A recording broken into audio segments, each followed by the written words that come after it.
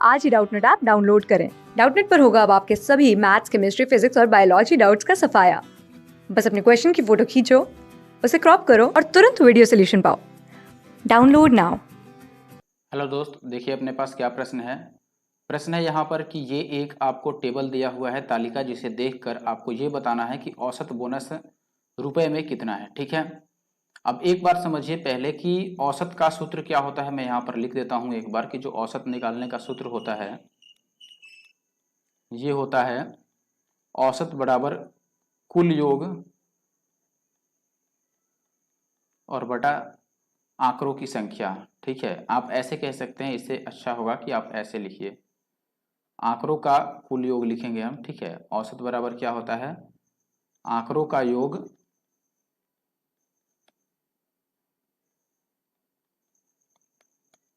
और बटा आंकड़ों की संख्या। ठीक है, आंकड़ों का योग बटा आंकड़ों की संख्या। तो हमें पहले निकालने पड़ेंगे कि आंकड़े क्या क्या हैं। तो यहाँ पर देखिए, सबसे पहले हमसे पूछा गया है कि बोनस का औसत बताना है। बोनस यहाँ पर आपको दिया गया है। ठीक है, कि बोनस जो है वो प्रतिशत के रूप में ये दिया गया है। जैसे प्रबंधकों को जो बोनस मिलता है वो 30% मिलता है, कार्यकारी को मिलता है 30%, और जो प्रशिक्षु हैं इनको बोनस मिलता है 20%।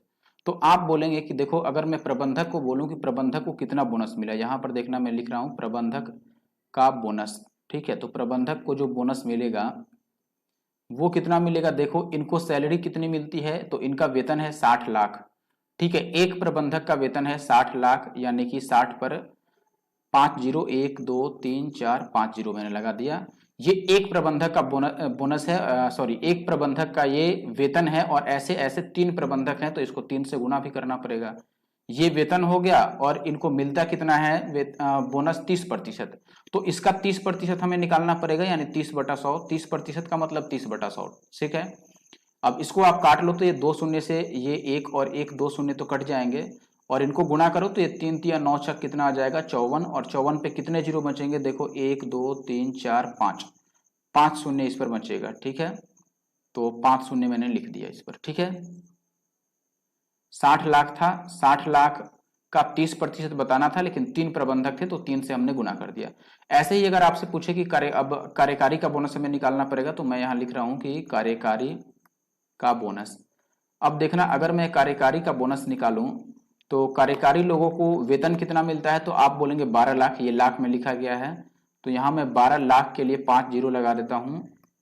ठीक है, और कितने, देखो एक कार्यकारी का वेतन हो गया 12 लाख, लेकिन ऐसे ऐसे 6 कार्यकारी हैं, इनकी संख्या 6 है, तो मैं इसको 6 से गुणा कर देता हूं। और इनको कितना बोनस मिलता है 30%, तो 30 और प्रतिशत हटाएंगे तो बटा 100 इतना आएगा। इनको काटिए, ये कितना बनेंगे, तो आप बोलेंगे यहाँ भी 2 शून्य से अगर मैं 2 शून्य काट दूं तो ऊपर आएगा हमारे पास 12 या 36, और 36 छक कितना होता है 216। तो इसको गुणा करके 216 आ गया, और इस पर कितना जीरो बनेगा, देखो ये 3 जीरो और एक 4 जीरो। ठीक है, 4 जीरो यहाँ पर बचेगा हमारे पास, तो ये 1 2 3 और 4 जीरो इतना आ गया। अब आता है प्रशिक्षु का बोनस, तो मैं यहाँ पे लिख देता हूँ कि अब प्रशिक्षु का बोनस। ठीक है, ये प्रशिक्षु मैं पूरा ही लिख देता हूँ, क्योंकि पहले ही मैंने प्र लिख दिया है प्रबंधक के लिए। तो जो प्रशिक्षु का बोनस मिलता है वो यहाँ पर निकालेंगे, प्रशिक्षु का बोनस।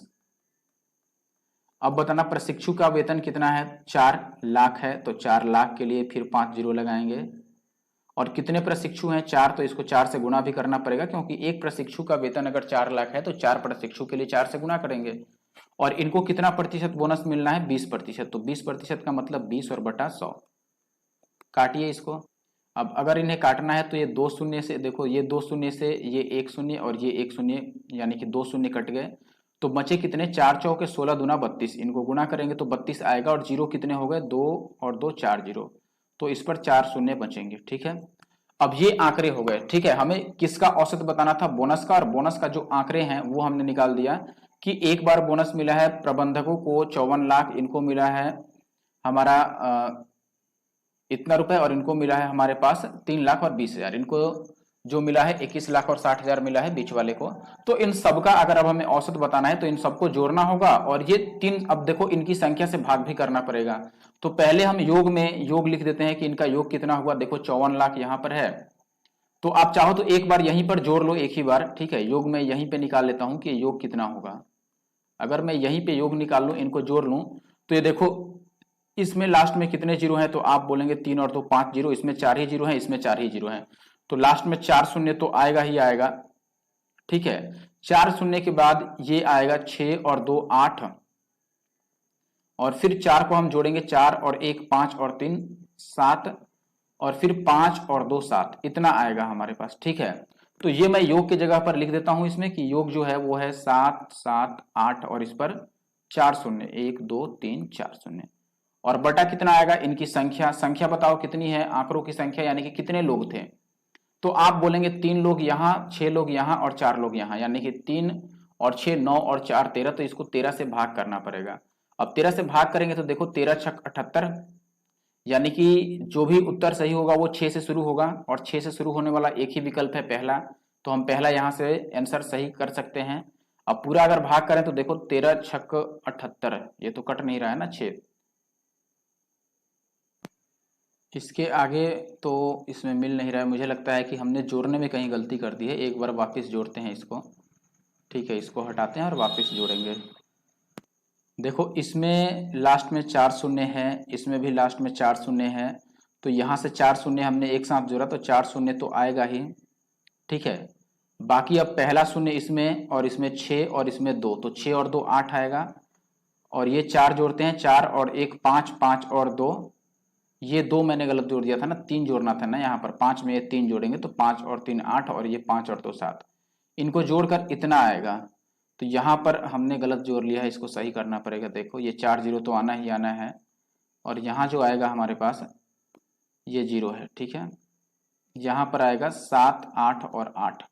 अब भाग करो 13 छक 78, तो फिर हमारे पास जुड़ेगा आएगा 8, ये 8 है, तो 0 1 लगाएंगे तो 80 आ जाएगा, वापस से 13 छक 78 कटेगा, फिर 2 आएगा और 0, तो 13 से एक बार में ही काटना पड़ेगा, 20 आएगा, तो फिर 7 बचेगा और 0, तो 13 पचे 65, ठीक है।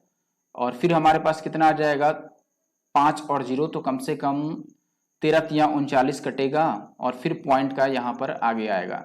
तो देखो ये 60 61 और 53 पॉइंट कुछ आएगा, और यहाँ पर अगर ये हमारे पास देखो ऐसे भी 39 कटा रहे हैं तो 11 बचेगा, 11 पर 0, यानी कि 13 8 104, यहाँ 8 आना है। तो उत्तर जो आ रहा है वो 60 61 53 और पॉइंट 8 आ रहा है, जो कि लगभग 60 61 और 54 के बराबर है, क्योंकि पॉइंट के बाद अगर 5 से बड़ा होता है तो हम पहले वाले में एक जोड़ लेते हैं। तो ये हमारा उत्तर आएगा, जो कि पहले विकल्प में था, और पहला विकल्प सही है। क्लास 6 से 12 से लेके नीट IIT JEE मेंस और एडवांस के लेवल तक 10 मिलियन से ज्यादा स्टूडेंट्स का भरोसा। आज ही डाउनलोड करें डाउटनेट ऐप या व्हाट्सएप कीजिए अपने डाउट्स 8400 400 400 पर।